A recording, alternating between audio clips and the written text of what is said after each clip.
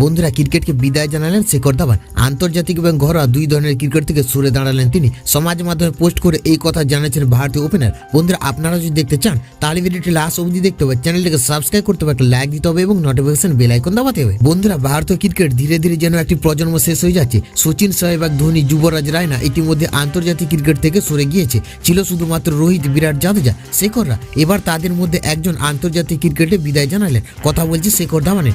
ভারতীয় দল যিনি গব্বর নামে বেশি পরিচিত ছিলেন, শেখর ধাওয়ান এবার আন্তর্জাতিক ক্রিকেট থেকে অবসর ঘোষণা করে দিলেন।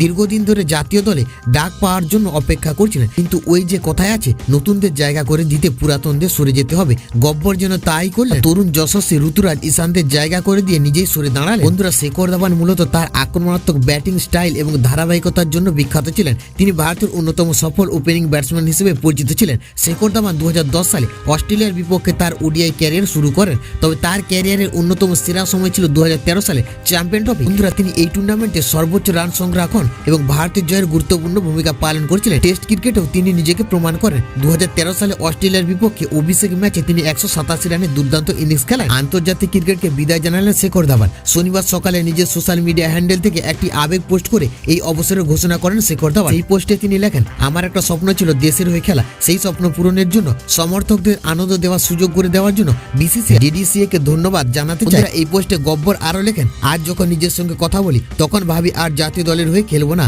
সেটার জন্য দুঃখ পাবো না, বরং এটা ভেবে আনন্দ পাবো যে আমি দেশের হয়ে এতগুলো ম্যাচ খেলেছি। বন্ধুরা, তার শেষ অবসর পোস্টে যে কতটা আবেগ জমে রয়েছে তা ক্রিকেট ভক্ত না হলে বোঝা মুশকিল। বন্ধুরা, শেখর ধাওয়ানের ক্রিকেট ক্যারিয়ার। ভারতের জার্সি গায়ে শেখর ধাওয়ান এখনো পর্যন্ত 167 ওডিআই, 34টি টেস্ট এবং 68টি টি20 ম্যাচ খেলেছে। ওডিআই ক্যারিয়ারে প্রায় 44 গড়ে তিনি 6793 রান করছেন।